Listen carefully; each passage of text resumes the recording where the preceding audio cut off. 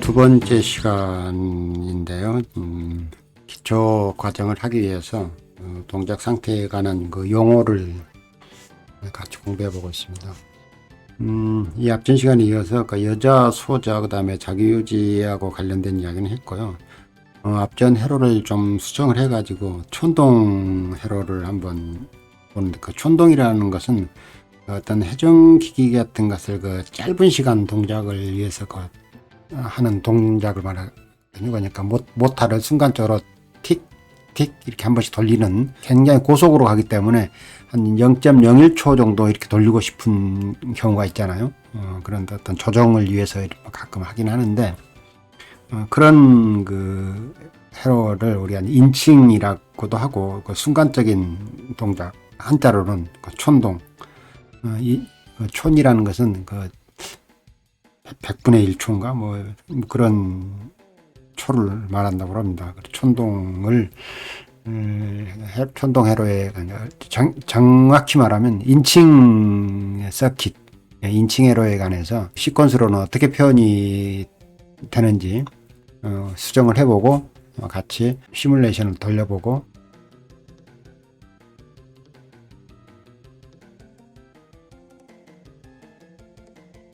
이렇게 선을 만들어 놨으면 이 부분이 이렇게 빨간색으로 이렇게 위에 공중에 떠 있으면 안 되고요. 이 선이 검은색으로 이렇게 딱 찍혀야 이게 선이 연결이 된 겁니다. 그럴 때는 위에 보면은 여기 선 나누기라는 부분이 있거든요. 이걸 한번 누르고 여기를 꾹 눌러주면 선이 이렇게 나눠지고 이 선이 연결이 된 거고, 다시 누르고 이를 꾹 눌러주고, 그래서 이 선이 하나 만들어졌고요.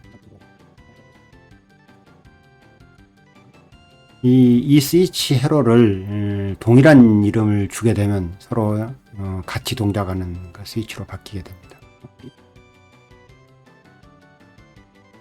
회로의 의미로 보면 실제가 비접점이니까 기존에 우리가 자기유지 회로로 푸시 버튼 A를 눌러서 이렇게 여자가 되는 회로도 가능하지만, 서로 여자가 되어 있다 하더라도 푸시 버튼 C를 누르게 되면 이 순간적으로 누르는 과정의 기계적인 그 물리적인 시간이 있잖아요. 그래서 릴레이는 끊어져야 될 겁니다. 누르고 있는 동안. 그리고 이 누르고 있는 동안 이 릴레이의 그 동안만, 그러니까 자기 유지는 끊어지지만은 순간적으로 자기 유지를 끊어지면서 누르기 때문에 이렇게 연결되도록 이거 선을 하나 더 연결해야 되겠네요.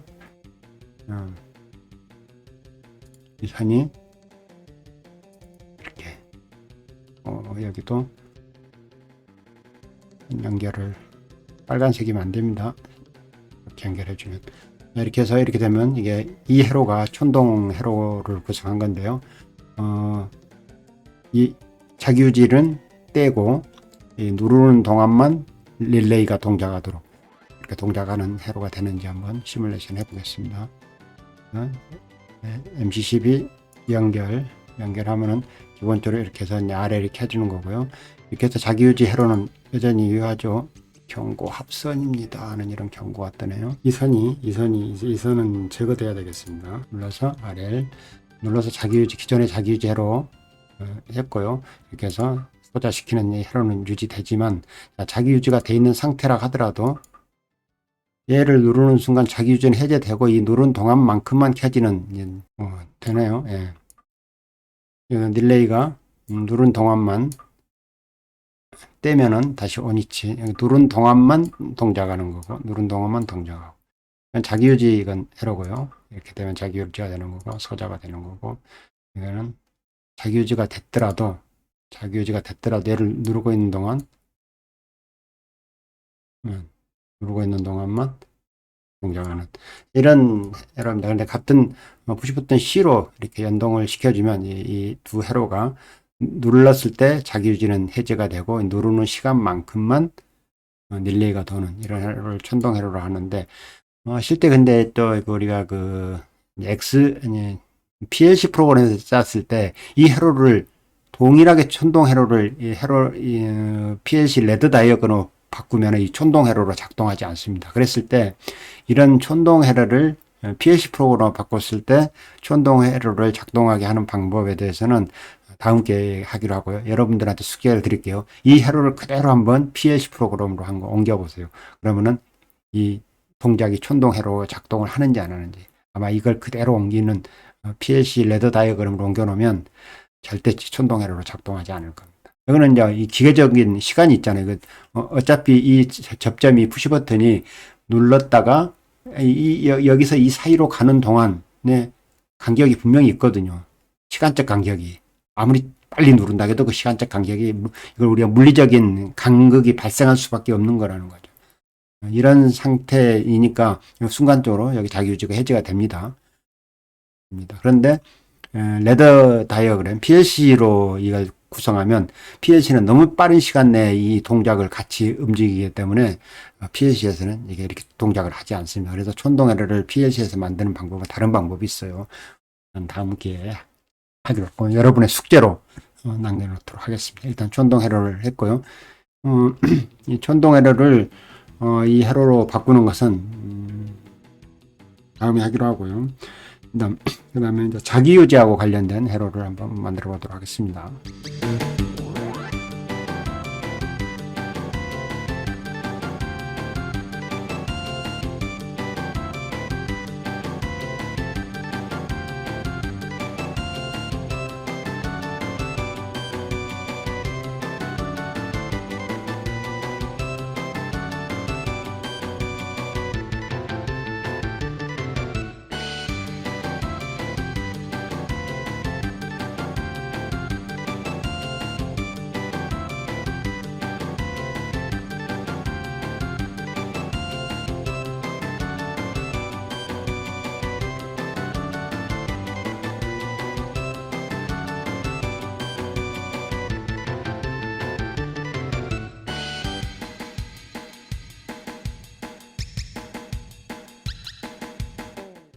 네, 인터락을 설명하면서요. 제일 먼저 할 게 이제 선 입력 우선 회로에 대한 회로인데요. 지금 우리가 보면 이렇게 니세스지를 놨고요. 푸시 버튼 1을 누르면은 제일 먼저 누른 놈의 릴레이가 여자되고, 아무리 푸시 버튼 2를 눌러도 여자가 되지 않습니다. 왜냐하면 이 X1이 여기에 있는 그 비접점으로 상대방의 인터락 회로를 구성을 하고 있거든요. 이 X1이 상대방에게 끊어지는 접점이기 때문에 이 접점이 붙어버리는 순간 여기는 계속 떨어져 있기 때문에 아무리 여기서 자기 유지를 유지하기 위한 그 버튼을 눌러도 여기가 떨어져 있는 상태를 유지하기 때문에 리셋해 주기 전까지는 안 됩니다. 이게 이제 선입력 우선회로인데 어떻게 작동하는지 한번 시뮬레이션을 해보겠습니다. 일단 전원이어서 푸시 버튼 2를 누르게 되면 릴레이 이 X2가 여자가 되고, 여기가 자기 유지가 아까 아래로 켜지겠지만 푸시 버튼 2를 눌러도 절대 연결이 안 되죠. 왜냐하면 이미 X2가 여자가 되어 있다는 것은 여기 비접점으로 했는 여기는 떨어져 있다는 얘기거든요.